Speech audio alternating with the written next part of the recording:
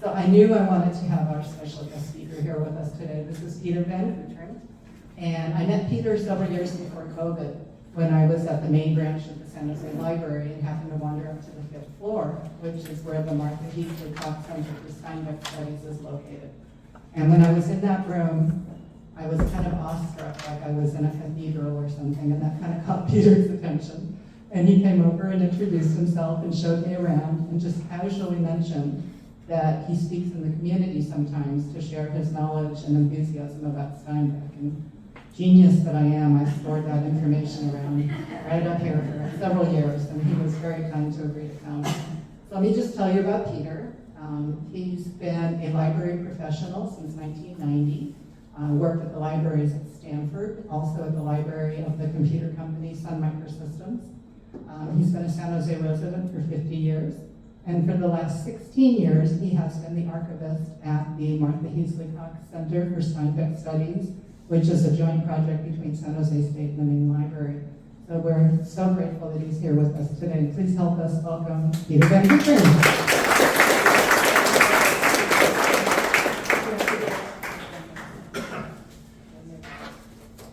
Now, I have a pretty big voice, but I will talk also into the microphone. If you have trouble hearing me, please raise your hand. If you have questions during my presentation, as long as it's not too detailed an answer, go ahead and raise your hand. I can be interrupted. I can actually talk for much longer than you might imagine. So don't worry about that part for me. So thank you very much. Thank you, Cheryl. Thank you, the new museum, for having me here. And thank you, John Steinbeck, for giving me a wonderful job and for doing some writing that all of us appreciate down through the years. So 124 today, John. He looks pretty good, right? Not too bad, not too bad. He's holding it in today. So I will talk about Steinbeck's life here in Los Gatos. I'll get to some of that, but what I want to do too is, because I love my library, I want to show you a little bit about the Steinbeck Center, kind of a quick tour of stuff that you can find there, and I'll encourage, hopefully this will encourage all of you to stop by and talk with us. If you need another little boost, I have a donor that gave us a number of Steinbeck books, and we're giving them away. So if you stop by the center and there's a Steinbeck story you'd like to have a copy of, or something that you'd like to read, stop on in and ask. If I'm not there, the admin or my student assistants will point out the books are, and you can find a good copy for yourself to read. Because keeping Steinbeck happening is what keeps me going. So the library is located at the Martin Luther King Jr. Library downtown. This is the front entrance, and the back one, this one is the one that faces the campus. We're located on the campus of San Jose State, on the corner of the campus there. It's where the Walquist Library used to be. That came down during the '89 earthquake or soon thereafter. Because of that, it's been part of this building since it was built. So the unique thing about this building is that it's both the public library and the university library contained in one building. That is an unusual situation. So the first 3 floors are public library, the top 5 floors are the university library part, but visitors can wander around through the whole building if they wish to. And one of the places you can come to is my room, the Center for Steinbeck Studies. Martha Heasley Cox was a professor at San Jose State. She taught there for quite some time. She was a Steinbeck scholar. She sold a number of books on grammar and writing and English, and that has helped to both fund the Steinbeck Center as well as push it forward. In 1973, there was an international conference of Steinbeck scholars. So 150 people or so showed up at San Jose State. At that time, the decision was made to start this library collection. Now, what is different about our collection than many of the others out there is that we focus on secondary source material. Primary sources are everything that an artist does, or in this case, everything that Steinbeck writes. So what we continue to collect is all of those things that are written about him. That's about his characters, his books, criticisms, most any time he's mentioned in the paper, whenever there's a decent pulled quote out there, we keep pulling these articles. We put them in a bibliography we have that's available online to anybody to do research for John Steinbeck. And we continue to put in about 200 pieces a year.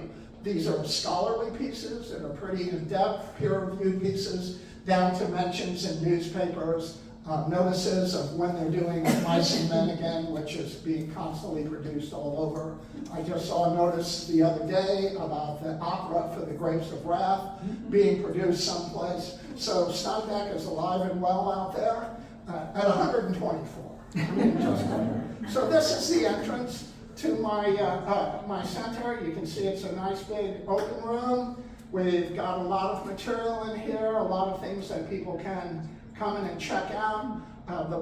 We have a number of different editions of Steinbeck's works, along with criticisms and dissertations and other pieces that are written about him.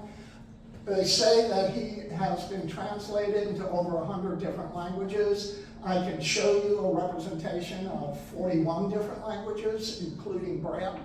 I find the Braille fascinating. It's just, I like to leave it out and ask people, go ahead and see what it's like to read that. So we have a number of different collections. We have this cardboard cutout of John, so he's always there watching over us. So for those of you who really need to, you can come in and take a selfie, hang out with John, although I've talked to a couple of you here that have already had that opportunity to not do this selfie, but to actually meet John himself. So, a little more in the room. It's a nice place. We have all kinds of posters. We have a number of different displays that we have here, and I'll talk a little bit about it. Movie posters that we have. So this is a hand-woven rug that was hand-woven by women in Azerbaijan, which is a country in Eastern Europe. They sent it to us because we had sent them English versions of all of Steinbeck's work, and they were working to see how the translations work. We have to remember that translating is not sitting with a dictionary going word for word, you know, this one, that the translator has to find the voice of the writer. So translators have to find Steinbeck's voice in his work in order to be able to duplicate that as best they can in this other language. So they sent us this. It's beautiful. I love it. This is a copy of one of Steinbeck's journals. This is from the Long Valley. Steinbeck always kept a journal. Writing in it, sometimes he would write a complete story or he would fill something out. Sometimes he just put down his ideas. There's a couple of important journals out there. One is called Working Days, which is the journal he wrote when he was writing The Grapes of Wrath. Gives you a nice little insight into the background of what he's thinking about because he's writing that day to day. The other one is called Journal of a Novel, and it's the one around East of Eden, which is the same thing. A little bit of insight to what he's thinking day to day, what his process is. It's not always just about what he's working on. He'll talk about issues that he's having or local things that are going on with him. So it's a nice little fill-in background of what's happening there. You'll notice that he writes particularly small, which he did always. This is a copy of the manuscript of The Grapes of Wrath that we currently have in the library. Steinbeck always used this ledger-style paper, and he wrote very small like this, although this is actually bigger than usual because when he was writing this, Carol Steinbeck, who did the typing for it, said, please write bigger, so I could read it. And you can see some of the editing corrections here. When we think about how he's writing or why he's writing small, it's because paper wasn't that easy to get in the early 1900s. It was probably a little bit more expensive than we want to think about, considering how much paper we all throw away in a day. So he started writing small to save paper. His father was a treasurer in Salinas for a short time, and he started bringing home these ledger-style books, and that's how he wrote for the rest of his life. He would sharpen up a bunch of pencils, sit down, open his book, and get to work on that. work for half the day, take a lunch break, and come back and work and rework in the afternoon, and keep working through that. Okay. I like this poster in particular, La Raison de Colère, which is Grapes of Wrath in French. I like it because if you take this and translate it directly back in English, it translates as the angry raisins. Okay, this is a sword. This is a sword that we recently purchased in the center. This was a gift that Steinbeck gave to his sister Mary. And this starts the question of where Steinbeck begins his writing and how he does that. So he was a young boy. He had an aunt who gave him a copy of the King Arthur stories. And King Arthur, if you know Steinbeck, echoes throughout almost all of his work in some way and how he looks at it. This sword he gave to his sister Mary when she had cancer and a way to help buck her up. But the thing about the King Arthur stories that's fundamental to Steinbeck in particular is this is where he finds his ethics, his ethos that we follow through most of his works.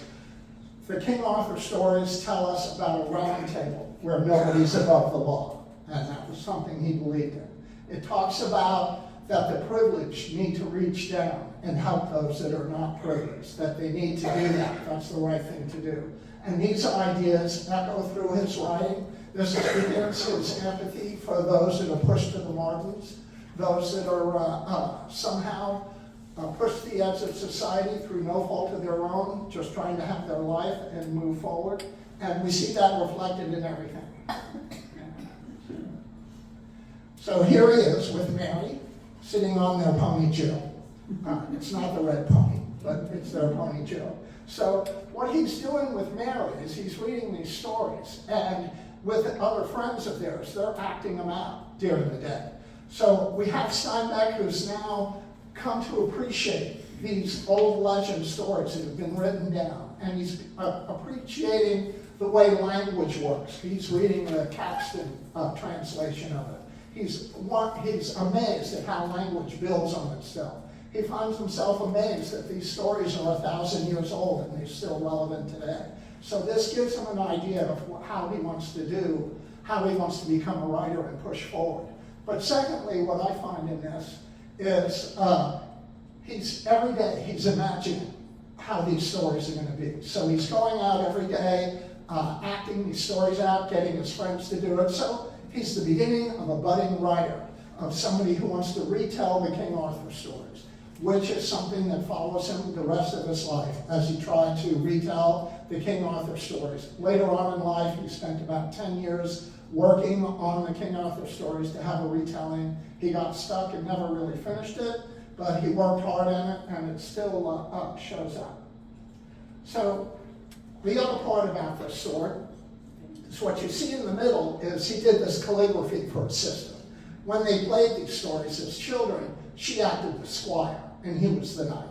And he felt later on that he had been unfair in doing that with her, that she deserved to be a knight as ever much as he deserved to be a knight. So this is a proclamation that he wrote in that language that he found, right? I have it translated to the side so you can say what it's about. But he wrote that, and he gave this sword to his sister, as I say, when she was battling cancer, as a way to help bolster her up. So a lot of things this sword tells us about John Steinbeck. His understanding of ethics, his understanding of how law is supposed to work, how people who have privilege are supposed to be, and I see a great amount of love for his sister in this, trying to help her through which was a difficult time in her life. So I'm happy we got it. Here we are in Salinas. This is downtown Salinas around 1905. This is the town Steinbeck was born in and grew up in. Nice little cozy town. It was a farming town where, as he's growing up, he met a lot of farm migrants that came through. He worked on farms himself. He knew a lot of the people that were working there and coming through. And there's his house, the Steinbeck house. This is the house he grew up in. To the left of the door is the room he was born in. So this is still a something to see if you go down to Salinas. It has been a restaurant. I believe it's still operating as a restaurant, but I can't be sure. So you can go to Salinas, visit the National Steinbeck Center, which has got a great number of exhibits and a walkthrough that you can see in Steinbeck's life, and you can see the house where he was born. Now, Steinbeck is becoming a young man, and he's met Carol Henning, who he'll soon marry. He's working in a fish hatchery up near Lake Tahoe when Carol and her sister Idell come through for a tour. They hit it off, Carol and John hit it off almost immediately. They start joking with each other, they recognize in each other the intelligence they have and how literate they are. And so John wants to be a writer. He told his parents that he was going to be a writer, and he did the important thing that had his parents believe him. He wrote. We often want to be writers, but if you're not sitting down and writing anything, you're not a writer. You have to sit down and do it. And he showed his parents that this is what he wanted to do. Part of what he did at that time is he read aloud. And it's something that he did. It was part of his process of writing through the rest of his life, is to read his works aloud, particularly dialogue. Because until you hear the words aloud, you can't be sure that they're actually translating over to your reader. And Steinbeck was a professional. He understood that what he was doing was not writing for his own enjoyment or advancement, that he had to tell a story that people wanted to read about so that the book could get sold, so that he could get paid.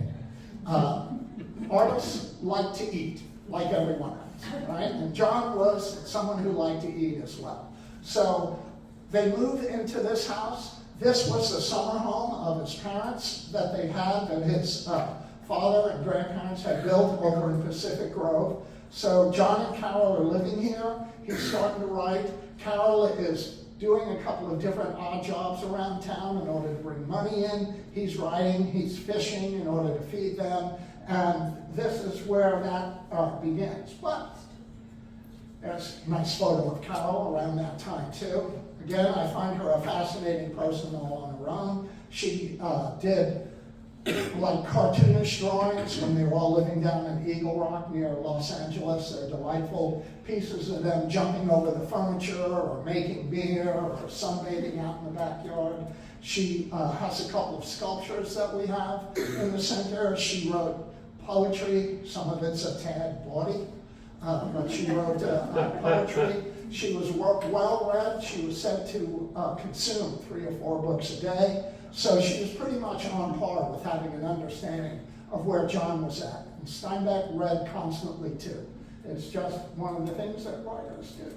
So here's John and Carol together during this time, looking like the happy couple. This is Ed Ricketts. And Ed Ricketts was John Steinbeck's closest friend. And if you know about Steinbeck's history down in Pacific Grove, Ed Ricketts is the model for Doc, who appears in a number of his different books. Ricketts, by all tellings, is actually what you call a Renaissance man. He's very well read. He listens to classical music. He reads Greek poetry. He likes to talk about these ideas. Steinbeck and Ricketts meet each other, and Ricketts is a giant influence on Steinbeck's life in talking about how they see the world, how they see the environment that we live in, the ecology of the world that we live in, how systems are connected. This is where Ricketts comes to play as the biologist who did Pacific biology laboratories. Right? They sold specimens to universities. He would collect marine animal specimens and sell them. That was his business. And they hung out at his place, as you've read in Kangaroo Row, if you've read it, or Sweet Thursday, or a number of books. That was, Ed Ricketts' place seems like collecting specimens and Party Central. So that's what happened. So, in 1935, Tortilla Flat gets published. And this is John's first big book. This is the one that makes him famous, right? It gets out there. So there's a number of things about this. The first off is if you read it, you can see how his King Arthur Knights Errant stories kind of play in this. because these are knights who aren't a lot in this story. There are good men who are living on the margins of society, but Steinbeck paints them as we should see all human beings as having a right to human rights, a right to human dignity, no matter what society level that they're on. We're all people in this world, and we're all equal under the law, something that he gets from those King Arthur stories. So he writes this. This is where he starts to become famous. But what happens at this point is things start to sour a little bit with the community in and around Monterey and Pacific Grove. Steinbeck overhears somebody say his parties were a lot better when he was poor. And then he recalled to somebody, when I show up with rot gut, they call me cheap. If I show up with expensive liquor, they call me a snob. One of the things that he was always worried about in his community was getting too well known. He really wanted to be anonymous in order to be into his work and not have his personality overshadow what he was writing about. So this is what begins their trip to Los Gatos, or the change to Los Gatos that comes after. Here's Carol on the day she graduated high school in San Jose. Carol grew up in San Jose. This is graduating from San Jose High School. So she knew San Jose pretty well. She knew Los Gatos pretty well because she's traveling through here, going on the way to Pacific Grove. So she's very comfortable. She's pretty knowledgeable of the area. Now, here's, we're going to talk about the Greenwood House. This is a map that I Googled for me, because I'm sure you all know where this is. You live in Los Gatos. But every once in a while, I'm reading something and I go, where is that place? So this is the one that's off of Monterey. In 1936, they were looking for a place to move into. And Carol was the one who found this place, bought it. Let me quickly go to my notes here. All right. They bought this. Carol designs the house that they end up moving into. This is the Greenwood Lane house.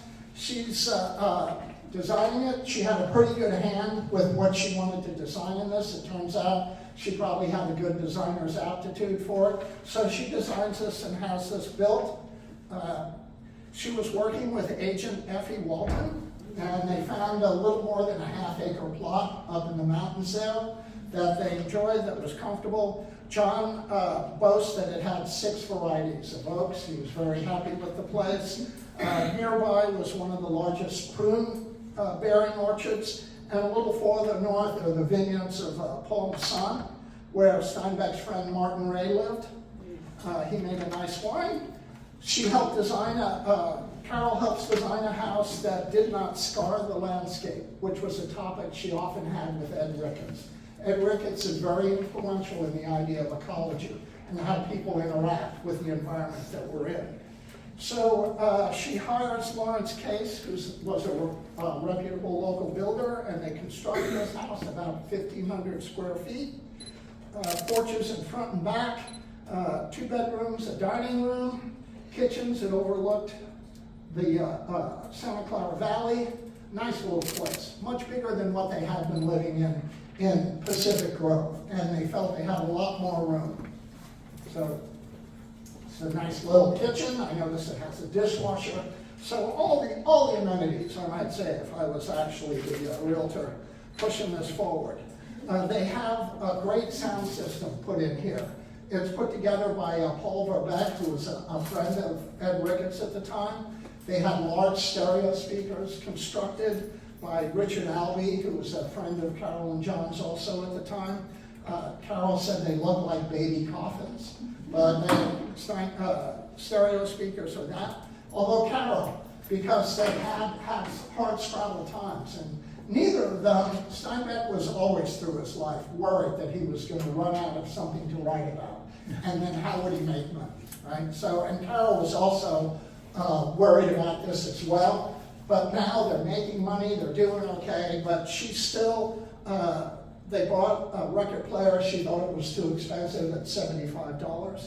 I guess in 1930, $75 was a piece of change.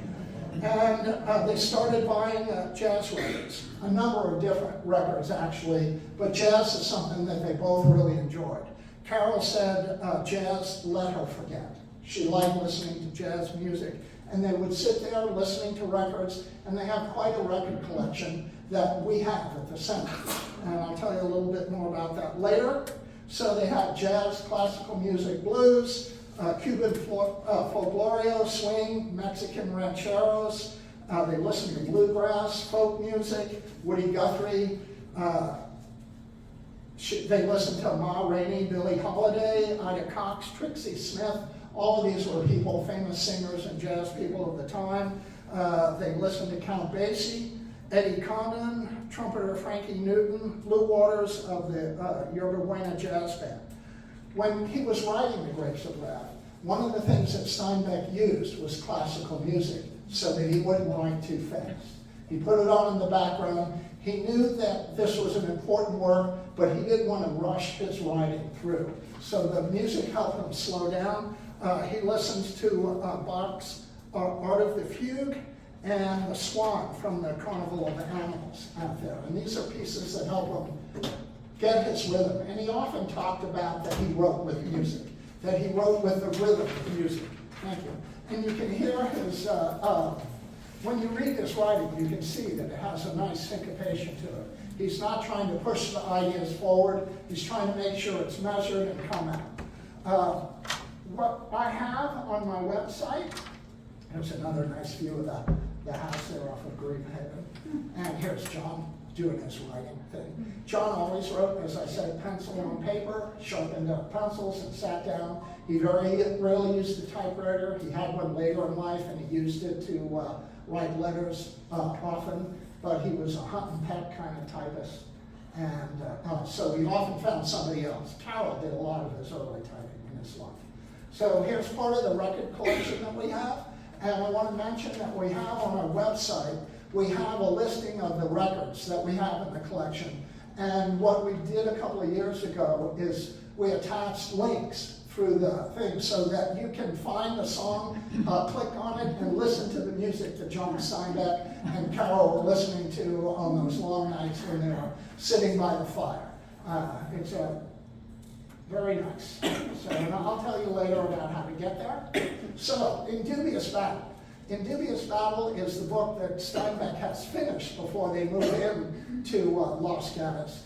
But it's the beginning of his Dust Bowl trilogy, his migrant working trilogy of the 3 books that he writes during this time that look at migrant workers, how they live, what their life is like, and again, talking about them in a way that affords them human dignity, the idea that they deserve to have human rights as well. This book is about a strike in the apple orchard, but it's based on the cotton strike that happened in Pixley, California at the time. That was a pretty involved strike going through. It's important to remember in history that organizing, union people were not legally allowed to organize until a law was passed in 1935, which is about when this book comes out. So the organizing that was happening at that time was often contentious. Not that it's always less so now, but it was often pretty contentious. And he was looking at it, writing about it, and that comes out in this book. So, okay. Now, Mice and Men. Okay, now we're getting to the nitty-gritty. Because one of the great things about Steinbeck here in Los Gatos is he wrote 2 of his best-known works while he was living here. So give yourselves a hand. Mice and Men he had been working on. He pretty much finished with it when he got to Los Gatos. He had almost 2/3 of it done when they finally settled, when their house was built in 1936. And he's been working on this for a while. The interesting part about Mice and Men is that when he started working on this, he wanted to experiment with his style, try to find another way to tell a story.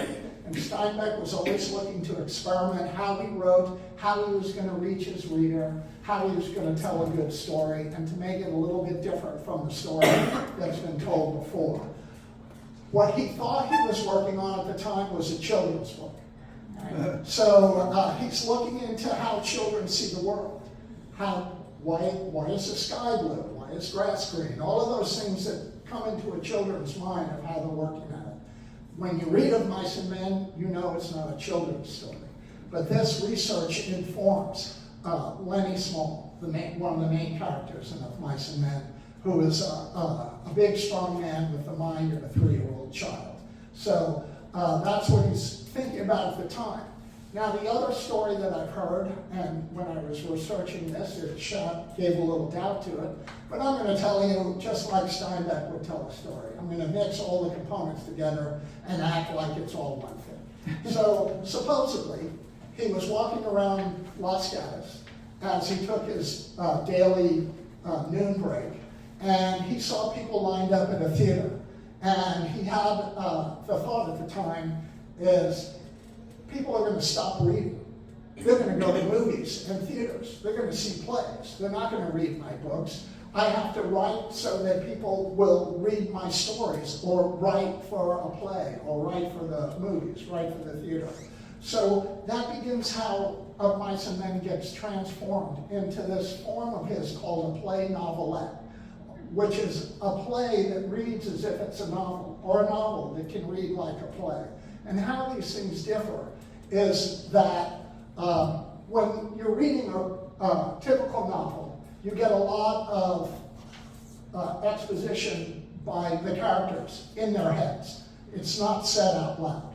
When you're watching a play or a movie, unless they do one of those weird flashbacks, which you often don't get in a play, but everything that we know about the characters, how the story moves forward, is through dialogue primarily, right? So this book is rich with the dialogue that he had in it. He worked really hard to be as precise as he could because he wanted to reach both the reading audience and the play-going audience that was going to work for him.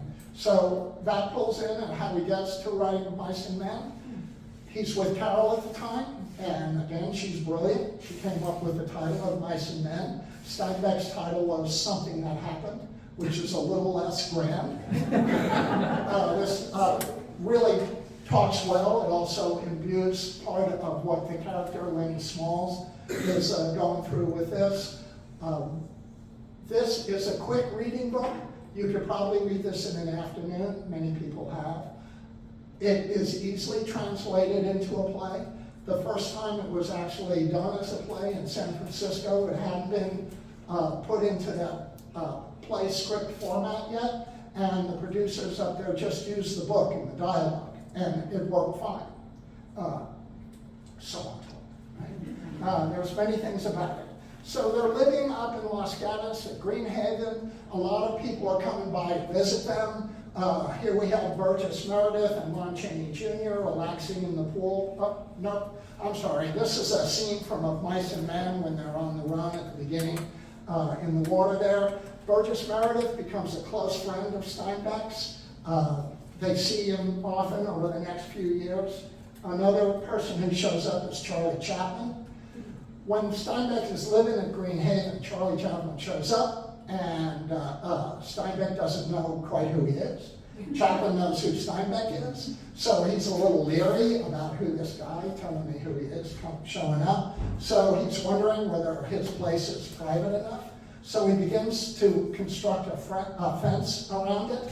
The other story that happens is that a young mother shows up with a stroller with her daughter in it, and she wants her daughter to sing for the famous man so that he can get her a job in the movies. So, yeah, it's time to put a fence up. That's what I'm thinking. That's what he does there. So, here's a nice photo of Chaplin and actress Paulette Goddard, who got an Oscar for a 1943 movie, I believe. Carol, Charlie, and Paulette, they're holding rattlesnakes. Carol seems pretty pleased with herself about it. And he put a sign on the gate, and this is Arroyo del Ajo, which is Garlic Gulch. Originally had Steinbeck Anna, but I guess that told people a little too much about who was living there, and he was trying to have a little bit of anonymity. This is actually a page from Of Mice and Men, and he's writing it, and you can see it is small. I could have blown it up, but it would still seem small. He just writes very, very small all the time. It's a library term we use to describe this as itsy bitsy. Now, here's an interesting part of the Mice and Men story. He finishes the manuscript. He's getting ready to have it typed up and put together. He feels great. He and Carol go out to dinner. They come back, and his new dog has just chewed the manuscript. Right? It is horrible. And but the thing that Steinbeck is doing, and part of his process is when he's writing, is he gives his characters a whole life. So that when it gets into the character doing something in the story, the character doesn't step out of their character, doesn't do something you don't expect them to do. He's writing in his journals. He's working with Carol and talking about it, reading it aloud. So it gets chewed up. He does have to rebuild some of it, but it's not the horror we might, I mean, it's not great, but it's not the horror we might think. The other story I have is about The Red Pony, which is a single book, but also is part of the Long Valley stories. He had The Red Pony all ready to go, get it to ship off to the editors and get it published. And in the move between Greenhaven and Brush Roadhouse, it gets lost. My theory, behind the dryer. I mean, isn't that where it goes? So it gets lost, they can't find it, so he has to recreate those stories. When they find the original manuscript and match it up to what he has to rewrite, he's only 7 words different. He's keeping his notes, he has his characters, he's constantly thinking about where it's going to go, but it's still a pretty amazing thing. So, here we go. Toby, the dog that ate up Mice and Men. He was a good boy. Steinbeck said he was annoyed, but he loved dogs. It was only very rarely did he not have a dog with him in his life. He liked Toby, who was kind of a puppy at the time. He said he didn't punish him more than usual because he felt the dog might be acting like a critic. Okay, here's they move, and they're in Greenhaven, and they start hearing people building too close. They're here about 2 years, and they feel like their neighbors are moving in too close to them, so they have to move again. So Carol again goes out, and she finds a nice piece of land that's up off of Highway 17 in the mountains off Brush Road. It's the Biddle Ranch House, and they buy that from those folks. They live in the old farmhouse while they have their new house built. Again, Carol's designing this, putting things together. She is really a talent in so many ways. Here's another shot of the Brush Road house. Here's a little bit of the kitchen. This fireplace was designed by a friend of theirs. This replicates the fireplace that they had in Pacific Grove at the 11th Street house. That was his parents' place. Nicely set out little place for them. And here again is the Google Maps of where it is because I needed to know. If you all want to, you can find it as well. But it's kind of interesting to see where these places are. Okay, now, Steinbeck's other really big book is The Grapes of Wrath. He starts working on The Grapes of Wrath while they're living in the Greenhaven house and before they move over to the Brush Road house. He's doing his background research. He's trying to decide what he's going to do with it, how he's going to make it work for him. He sees that this is an important story, right? Just a little bit more. In 1989, the Greenwood Lane House gets sold. It becomes gets into the National History Registry.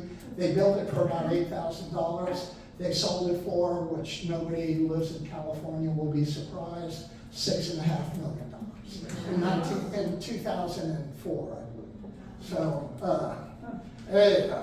So they're living at the Brush Road house. They're living in Greenhaven. They're meeting a lot of people who live here in Los Gatos, famous people from the area. They meet and become close friends with Charles Erskine Scott Wood and the poet Sarah Bard Field.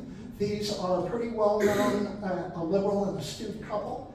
Their mansion still stands on the top of the hill out there. I don't have a picture of the cats, because I'm sure you all know that content. But I've often driven by that, those beautiful stone cats that are put out there. The cats were sculpted by Robert Treat Paine, just as another name to throw out there. Wood was a pretty legendary liberal. He'd been friends with Chief Joseph, Mark Twain. He was a supporter of Margaret Sanger and the poet Langston Hughes. So this is a lot of people that the Steinbecks get to know and become involved with and start to inform their politics. Both Carol and John believed that they needed to tell a story about these people who migrated to California and deserve the same human rights that everybody deserves, and that wasn't happening. And they felt this was an important story. Another close friend, as I mentioned before, was Martin Rusty Ray. Carol had gone to high school with his wife, Elsie, and probably went with Ray too, although it wasn't definitively said. The Rays live about 8 miles northwest of the Steinbeck home in Saratoga, up a road to where Paul Masson's property, La Cresta, was. Ray's dream was to make a California wine that would rival French vintages. He and Steinbeck both loved manual labor. Steinbeck liked working hard. He had worked with migrants. He worked on farms as a farmhand. He liked getting out and doing physical work. Ray's secretary, Daisy Haig, recalled the two working for hours out in the vineyards. The dedication in the Grapes of Wrath is to Carol, who willed it, and to Tom, who lived it. Carol, who willed it, is Carol Steinbeck. So there's the deeper story behind this. When he starts working on this idea, there was a strike happening in Salinas, a lead strike that's going on. It gets pretty vicious. A couple of men were killed in the middle of this strike, and this is Steinbeck's hometown. It hurts him to watch this happening, and he's trying to write something about this. And what he writes, what he gets, is a story titled The Affair Lettisburg. And it was sort of a satire that he was writing about this, poking fun at people in power and how they were working this through. So they're working on The Affair Lettisburg, and when I say we, I mean John and Carol. Carol is so much more a collaborator than John was willing to admit when they were together. Later on, he said people like, they like good words and not bad criticisms, and Carol was a great critic for him. If you're a writer or an artist of any kind, you have to find those critics that you can hear their voice, that tell you what's really going on with your work. You have to believe in them. And Carol was just that critic constantly for him, fixing that, pushing him forward. So they've written about 50,000 words. And 50,000 words is not a small amount of words to have written. That's quite a piece of manuscript right there. They've got that going. He writes his editor and says, we're working on this, we're trying to firm it up. We'll have something for you in a couple of weeks. Well, a couple of weeks, he writes his editor and says, we burned it. One of the things that Steinbeck would do often, if something really wasn't working right, is he would destroy it. Now, as a collector of this, I would love to see what he thought wasn't working or how this went with him, to see how he's developing through it. But as understanding a writer or understanding any sort of artist, writing in particular, you can get stuck with something that you think, if I just tweak it a little bit, it'll get better. If I just do this, it'll get better. And they've been working on that. Carol, however, hated it. She didn't think it was his voice. She didn't think it was working. So they destroyed it. And in destroying it, it empties the page, it blanks it out, and it has to go forward. And she's the one who focuses his writing back in on what the story is. Gives them an idea about what they should push forward. She's the one that comes up with, in the Grapes of Wrath, there are these intermission kind of chapters. That was her idea, to have these pieces that make the Grapes of Wrath a big story, not just about the Jodes, but about all of these people trying to move from the middle of the country to California to try and find work. She comes up with the title of The Grapes of Wrath. She finds that in the Battle Hymn of the Republic, which is a song written like in the Civil War, in the 1860s, where Stowe, who's the writer of it, says, "Let us die to make men free, to fight to end slavery." She finds a bit of positiveness in this and pulls this forward, and it turns out it's certainly a great title. I don't know, I think it's much better than A Fair Lettysburg too, but it's certainly much better than Something That Happened, right? Among the people that Steinbeck had met, and was also a resident of Los Gatos, is resident George West, who was the editorial page editor of the San Francisco News at the time. In 1936, Steinbeck had met West, and West pushed him to write pieces, the Harvest Gypsy pieces. There's a little bit more of a fight that's going on in downtown Salinas, a little hand-to-hand fight. We have the newspaper pieces. So here we are, Harvest Gypsy pieces. Steinbeck writes 7 pieces that get published over a week in October 1936. These are the foundation of what ends up becoming The Grapes of Wrath. He is researching migrants who are coming into the country. He goes out and he meets Tom Collins, who is the person who's the manager of a number of the federal camps that are springing up in California to help the migrants that are coming from the Midwest. He's working with Tom, he's meeting the migrants, he's finding the story, he's writing about what's going on in a factual way. Steinbeck wanted to be a newspaper reporter, but he just did not have that kind of temperament in him. He wasn't the kind of guy who could sit down and ask somebody how they felt after they lost a loved one. But he felt a lot of empathy for these people. And as Carol and John are getting more activated and politically pushed about this, they see the story that they want to write. And this is where Steinbeck gets pushed to that. These stories are also published independently. There's a couple of different versions out there, but one is an actual book you can buy that's called The Harvest Gypsy. And it tells, it's a reprinting of all these pieces we have. We have these, I have 5 of these, the 6 newspapers in the Steinbeck Center. It works for me because I love old things. Here's the famous migrant mother photo of Florence Thompson.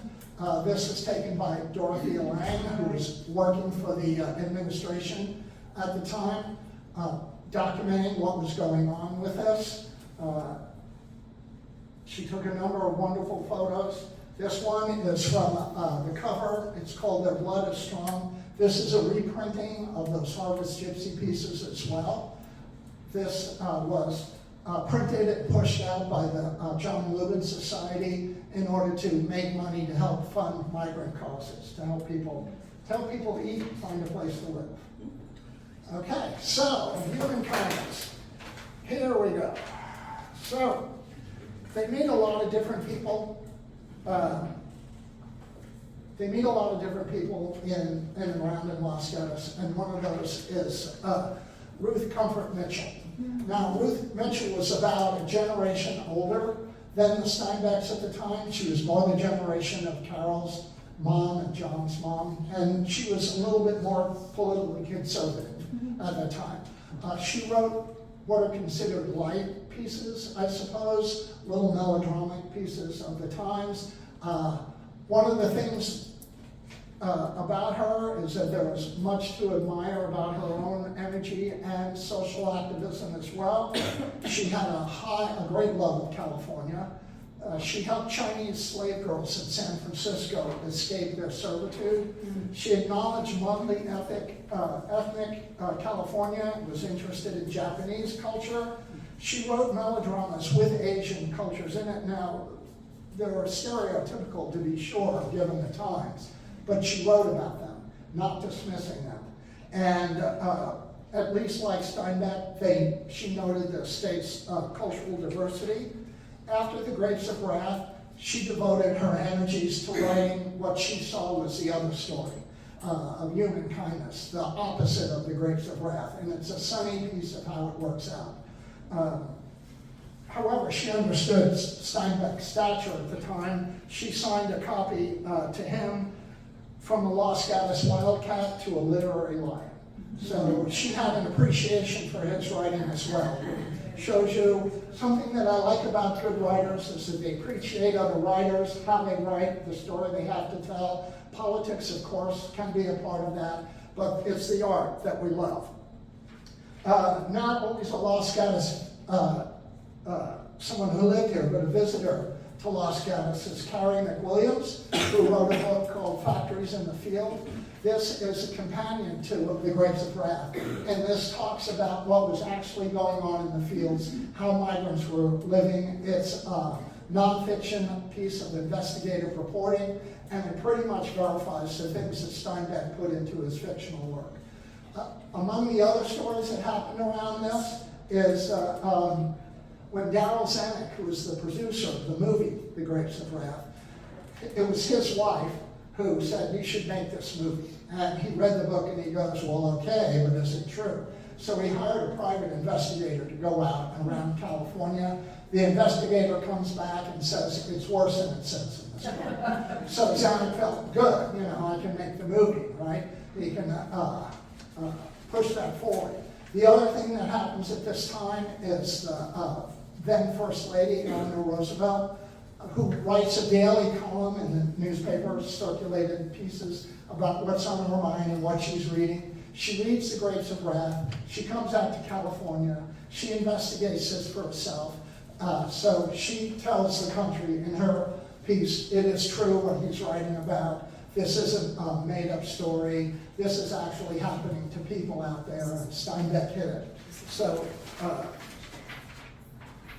Carrie McWilliams writes about the issue of whiteness in The Grapes of Wrath. And it's one of the things that we can point out about Steinbeck's writing at this point. He writes about white people when there were certainly a number of people of color, black people in particular, who were hit by the dust storms, who were kicked out of the Midwest because of industrialization with the tractor and this ecological environmental disaster. But he writes about white people and their trip out here. He chose this in particular because he knew where his audience was, and he wanted to get his story across, not have people stop. One of the things that we talk about in good writing is to not have stop words or stop phrases, things where a reader stops and wonders what that word is he used, or wonder why he used it, or any of that, and it stops you reading your passage. Right? You have to back up, which is not evil in and of itself, but it'll stop you in a moment. So McWilliams writes, unlike the groups they replaced, these latest migrant farm workers were American citizens. The workers that had been here in California, Japanese, Filipino, Mexican farm workers, Chinese farm workers, they were constantly brought in to help harvest food and then kicked out of the state as soon as they could. Right? They weren't sheltered. A lot of laws didn't apply to them. But these white guys, these white families from the Midwest, were solidly American citizens. They couldn't be deported or threatened with deportation. Moreover, they were white, Protestant, and Anglo-Saxon lineage. This created a dual embarrassment. First, because the migrants should have been accepted by the established workers, but they weren't. And second, because the growers had long contended that only persons of dark skin and were willing and able to perform stoop labor operations. Certainly not true, but a way to stigmatize people. Steinbeck in 1939 in a radio program was asked why he admired these Dust Bowl migrants. He replied, "Because they are brave. Because although the technique of their life is difficult and complicated, they meet it with increasing strength. Because they are kind, humorous, and wise. Because their speech has the metaphor and flavor and imagery of poetry. Because they can resist and fight back." So he really appreciated who these people were. He got a good idea by working with them as well, but he wanted to tell this story. What happens as well in 1939 is because the governor of Oklahoma, or not governor, pardon me, the congressperson of Oklahoma didn't appreciate Steinbeck's story because he didn't read it. He thought that Steinbeck was denigrating Okies, denigrating Oklahomans, denigrating all the people from the Midwest, Arkansas and Tennessee, that were traveling to California because of the Dust Bowl, because of the development of the tractor that pushed workers off their land. You have this industrialization. So we have the book banned. When a book gets banned federally, it means that it can't be mailed through the U.S. Postal Service, right? It means that libraries don't have it out on their shelf. They have to hold it behind the counter. It doesn't mean that people weren't able to get a hold of it. And honestly, people read it. And I suppose at the same time as now, when you ban something, everybody wants to go see it then. Oh, what am I not supposed to see? So that might have helped somewhat, but he had it banned. His grandson, I have a letter in the Steinbeck Center. His grandson writes, I read the book, I want to apologize for my grandfather. I wish he'd read the book. Of course, Steinbeck sees these people and treats them with dignity because that's how he writes, that's what his ethics is, that's how he's writing this story, right? Okay. All right. More. So, this is an illustrated version of the Grapes of Wrath, and I like this for a couple of reasons, because I like pictures. This is done by artist Thomas Hartbeck, who was pretty well known at the time, who drew people from Oklahoma. He was born in East Oklahoma, he grew up there, and this is what his art pretty much focused on. This is one of those, from one of those outtake stories. This is them Penny Candyman, right? If you remember the Grapes of Wrath, this is one of those scenes. It doesn't have the jokes, but it talks about this trove of people who were migrating west, trying to find work, trying to find a job so they can feed their family, feed their kids, trying to find a safe place to live, trying to grow up with their children, have a chance to grow up. They were part of the community, they were hardworking folks, they were just looking for honest labor, just having that happen. However, honestly, they overwhelmed the systems in California at the time. It's said about 300,000 migrants came to California around this period, really flooding the services of small towns. We can understand why there was some pushback when you have to provide clean water and sanitary services to a lot of people. It can overwhelm the system. However, it can be done. These are problems that can be addressed and worked on, but they're hard fought. Here's another one. This is Grandpa or Pa showing the flyer that the Joes have saying there's work in California, let's get out there. Now, what Thomas Benton was tasked by was the movie studio, 20th Century Fox, who was going to make the movie. They wanted him to draw the characters from the Grapes of Wrath so they could use that to match up to the cast when they were doing the casting call and how they were going to dress, how the movie was going to be. And if you watch the movie, you can see it's really nicely done. They did a lot of really fine work around that, and Thomas Benton is that person in that. So this, as I was talking about translation, this is the cover of the first Russian translation of the Grapes of Wrath that's published in 1940. I love this book for so many reasons, which, of course, I'm here to tell you about. I love looking at Russian because I cannot understand it. But these also have illustrations that are really pretty fine that tell the story of the Grapes of Wrath in photos. Not as well as Thomas Hart Benton's story, but they tell a really nice story of how the Grapes of Wrath goes. These are sort of line drawings, right? All right. And these are done by an artist in Soviet Union named Lev Grigorovich Bradati. He was born in Warsaw in 1889. He was a graphic artist, and he did this for the first version of the Grapes of Wrath. This is one of my favorites in this because it seems like a simple drawing, but it still has a lot of emotionality given to it. Brodati understood what he was writing about and pushed this forward. So this is the children who stood and stared. Right? Underneath in Russian, it says chapter 25. For all of you like me who don't know Russian. Yeah, right. It says chapter 25, all right? And this overshadows the main theme from the Grapes of Wrath, and I'm going to paraphrase a little bit of my pulled quotes. And this is what the Grapes of Wrath is about, and this is why it's important then and important today. The children stared and watched. Dump potatoes in the rivers and place guards along the banks to keep the hungry people from fishing them out. There is a crime here that goes beyond denunciation. There is a sorrow here that weeping cannot symbolize. There is a failure here that topples all of our successes. And in the eyes of the hungry, there is a growing wrath. In the souls of the people, the grapes of wrath are filling and growing heavy for the vintage. He's talking about children starving while food gets destroyed. It's, in the face of it, it's a horrible idea.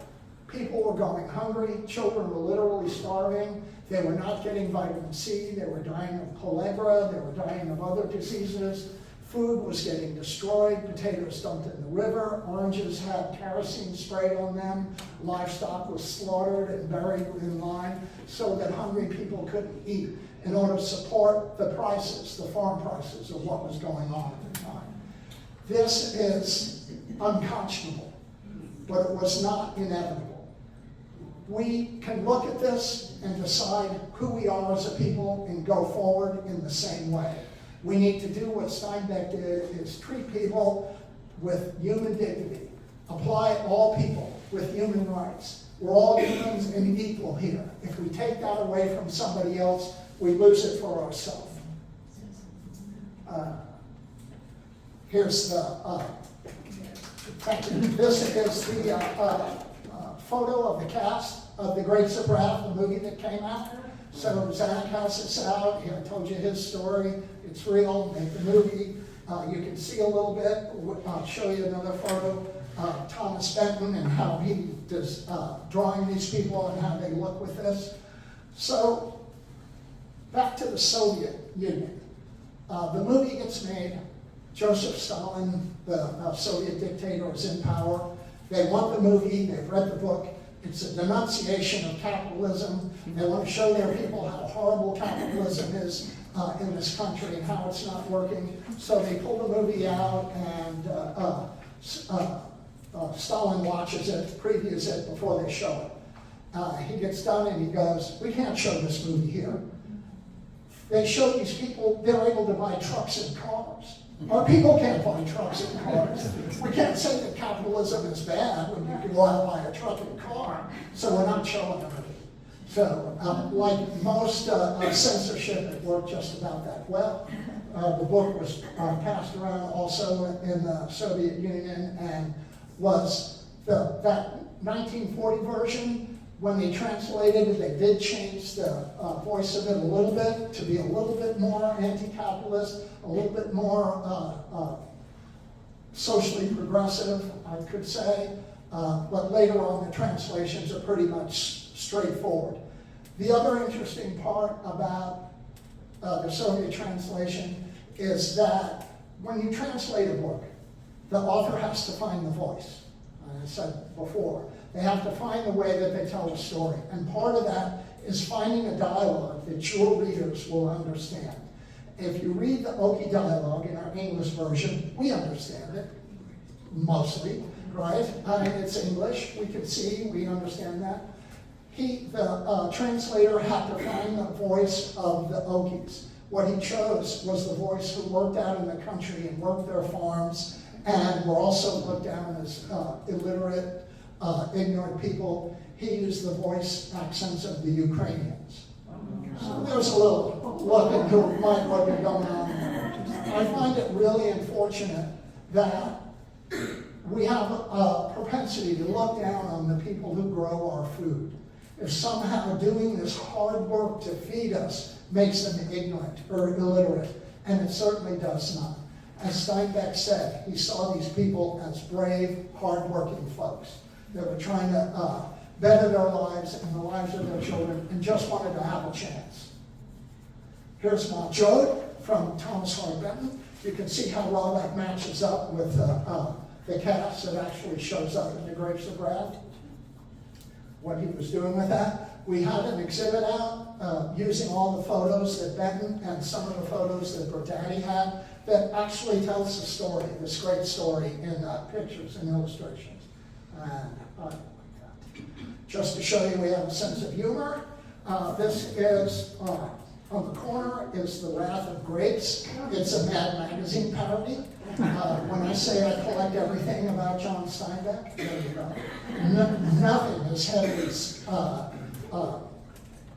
scholastic as this gets passed on. This is The Wrath of Grapes by John Steinbeck. So, nicely done, magazine, always out there. So, okay, so this is Steinbeck's second wife, Gwen. When they were living, Steinbeck and Carol were living up at the Rush Road Ranch. The Grapes of Wrath took a lot out of both of them. Steinbeck really wanted to get this done. He thought it was such an important work. He wrote almost constantly for 10 months to put this out. Carol was right there working with him, a voice in his ear, pushing him forward to make this happen. But other things are happening and their relationship begins to crumble. They end up getting divorced in 1942, and that's when they move out of Los Gatos. But don't fear Los Gatos. He wrote Mice and Men and Grapes of Wrath here. How fabulous is that? So they're separated. John is staying down in LA in a motel room trying to recover. Carol goes off to Hawaii to try and recover as well. Somebody introduces Gwen to John, saying he just needs a friend. He's sick. She shows up with chicken soup. The rest is, well, history, right? So Gwen was about 20 years younger than John at the time. She was a singer. She wanted to be an actor and a dancer. She had certainly many positive qualities that he saw in her. She was also a pretty vivacious and outgoing kind of personality that he enjoyed. However, their relationship was contentious throughout. They were married for about 5 years. During a lot of that time, Steinbeck, this is in the 40s, Steinbeck is actually in Europe during World War II. He's kind of an embedded journalist at the time, traveling around with Army units and Marine units. He actually travels around with Douglas Fairbanks Jr., who's also in the Army at the time. I have a photo I didn't bring that shows them holding a captured Nazi flag, which is just good. But so he's doing that. He comes back from the war. He's kind of burnt out. She's like, the war is over. Let's go out and celebrate. But they're a different place, one could say. But they were together for about 5 years. In that time, here are happy photos of them too, right? In that time, they have 2 boys, Thomas and John IV. Thomas is the older son. So as any of you who know who have been through this, having children with somebody keeps your lives enmeshed, totally. This is Thomas older. Thomas showed up at the Steinbeck Center to give away awards for us. He was a pretty good speaker, which was always funny because before he'd start talking, he's like, I don't know what I'm going to say, I don't know what I'm going to say, and then he'd be fabulous. He told great stories about his father, he told good stories about them growing up, what he appreciated about his dad, what he didn't like. John Steinbeck was not the best father, he was not the best husband. He told people after he divorces Gwen in 1948 that writers make horrible partners. We should never marry anybody, and he does it for like a year. This is John IV later on. Both Thomas and John had troubles, unfortunately, with alcohol and drugs. John IV succumbs to also a blood disease and this around 1990. But Thomas lived on until the mid-2000s, around 2006, I think is when he passed away. So now, here we go. John's other big book that you've all heard about, East of Eden, right? This is, again, Steinbeck is looking for a different way to tell a story. But like of Mice and Men, it doesn't start as something he thinks he's going to publish. What he wants to write here is a history of his family for his two boys, for John and Thomas, to tell them where they came from. Because he's convinced, and I agree, if we don't know where we came from, we don't know where we're going. Right? So he wanted to write this out. And the first 2/3 of the book has got a lot of his family history in it. One of my favorite parts is his mother, Olive Steinbeck, in World War I sold war bonds. And she won a prize for selling the most war bonds. And the prize was to take ride in an airplane. At the time, we're talking open cockpit biplanes, right? She was absolutely afraid, but she did it. And this is something that Steinbeck appreciated through that. She talked about how she was so happy she did it, she'd never do it again. So he starts with this. This is a story about his family, where they came from, how they immigrated to the U.S., how they get to California. The last third of it, which is the movie that James Dean is in, is more fiction. That's the fictionalized part of that. Because now he knows he's got a story, he's writing something that he can publish, and let's never forget, what writers do is they want to get published because they want to get paid, because they like to eat like everybody else. So he's working on this. And this is with a Journal of a Novel that talks about his notebook while he's writing this along. It's mostly like a letter to his editor at the time, Pat Cavici. So here we go. James Dean and Julia Harris, right? Raymond Massey in this major film. Here's the three of them looking all young. I remember that. So now we're on to Steinbeck's third wife. This is Elaine. Elaine Scott had been married to an actor named Zachary Scott. I've seen him in a couple of black and white Western movies. He doesn't gigantically stand out, but he was making a living. Elaine was there along with him. They were separated at the time that he and Steinbeck meet. She gets introduced to him through a mutual friend, Ann Southern, who was also an actress at the time. So they end up liking each other. There's a great story that has to do with the King Arthur stuff that I will tell at the end of this if we still have time.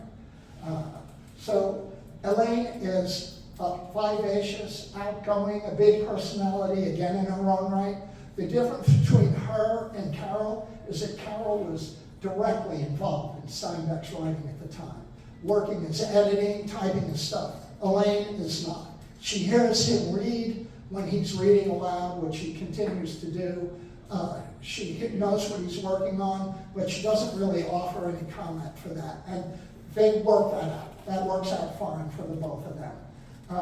She was at the Steinbeck Center a number of times. She's here signing a copy of Life and Letters, which is the publication of Steinbeck letters that he had sent out, that they collected from the people he sent them to.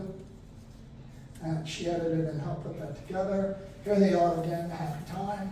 Elaine's a pretty interesting woman all the way in her own right, but she's the one that he's doing most of his international traveling with, right? He's making money now. Grapes of Wrath is doing well. They're traveling to Europe. They're traveling around. When Steinbeck sold Grapes of Wrath to be produced into a movie, he told Darryl Zanuck he got $75,000 for it, which is not a giant payday today, but we'll go back to 1940s money. And he got $75,000. He told Zanuck, this movie better be like my book. It's true to it. I'm going to hold this money in escrow. If it's not what I want, I will sue you. So he meant it. Okay, here's Elaine and John, and they're over in Europe. This is about 1954. This photo also hangs in the Steinbeck Center. You can see Elaine has a camera. What John was doing all the time when he traveled is, I'm going to write articles about my travels, because he's always trying to pitch to a newspaper or magazine in order to get paid, because he likes to eat. So he's doing this. But the idea at the time was, Elaine will take all the photos. That meant that she could maybe get a little paid for that, for what she did, but it also meant that it was just the two of them traveling, so they didn't have to worry about that. She is actually a pretty accomplished person, again, in her own right. She had sort of a professional photography. She does some nice shots of that. She was a set designer and a stage director on the first Broadway production of Oklahoma in New York. So she's in the movie, she's got a background. If you look at the 3 steps of Steinbeck's relationship, Carol is certainly his young, early in poverty, fighting their way through until they're making it. That falls apart, and there's really no blame on either side about that. Gwen is his midlife crisis relationship, perhaps. I mean, she's much younger. That falls apart. Elaine is a grown-up adult, meets him as a grown-up adult, and he spends the rest of his life with Elaine.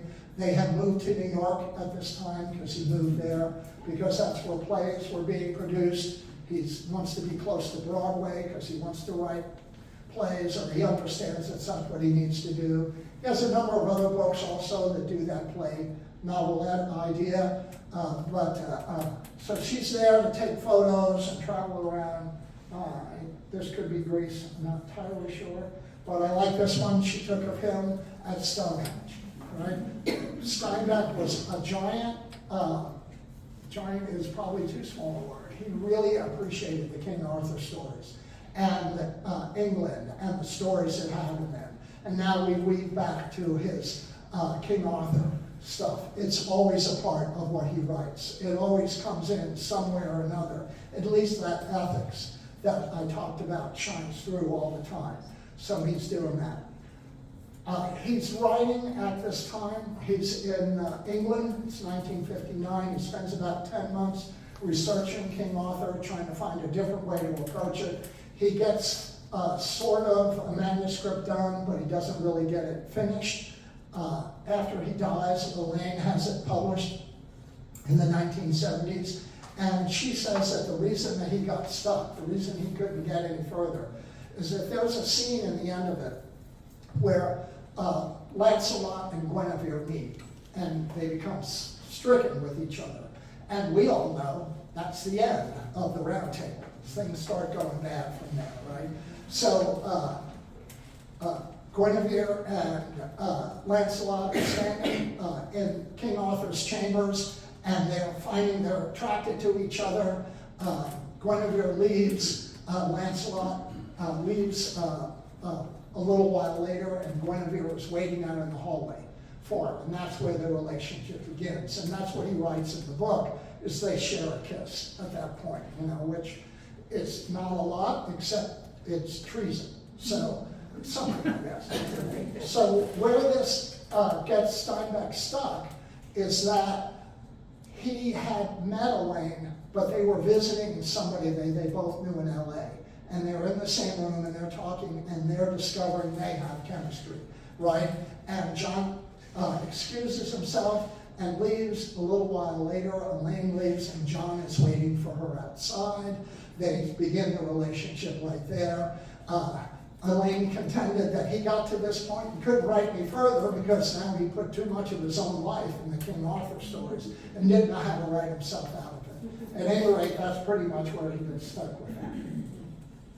This is a portrait called The Chrysanthemums, and I put this here because if you haven't read John Steinbeck, this is one of the best short stories I've ever read out of many short stories.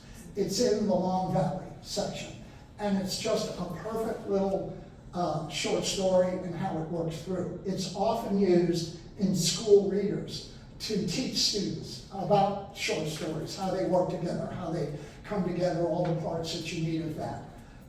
It's about a woman who lives with her husband on a cattle ranch. She grows chrysanthemums. It's one of the things that she does there.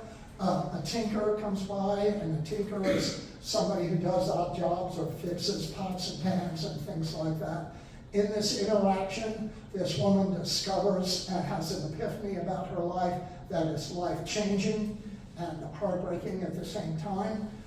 The thing that I like about the story, besides it being wonderfully done, is that when we read some backstory, it's been proposed that this is Steinbeck in the story. John is the ranch owner who doesn't quite understand what's gone on with his wife that day. Eliza is the woman, that's Carol. Carol, who meets the tinker, who changes her life and changes Steinbeck's life too, although he's oblivious to it at this time. The tinker is mythologist Joseph Campbell, who is reported to have had an emotional, if not more than emotional, affair with Carol at that time. Steinbeck is obviously angry about this, but he puts himself in this story, and he's the ranch owner. He's not the sharpest bulb in this story. That's not good. Anyway, he's not the sharpest person in this story. He doesn't know what's happened with his wife. But if you haven't read Steinbeck and you want to know where to start, I would start here. It's just a great story. It's wonderful to appreciate. And now, of course, because we have to, there's Charlie. Travels with Charlie dog, Charlie. Good old Charlie dog. He took him with him, said it worked out. He liked to pull into a campground, let Charlie loose, wait for people to go, oh, what a nice dog. And then he would walk over and introduce himself. He found that traveling with a dog made it easier to strike up conversations with people, and apparently it worked pretty well. And that's what he wanted to do in travels, is he wanted to meet people and talk about how they felt about what was going on in the country at the time. So that's everything that I have for you today.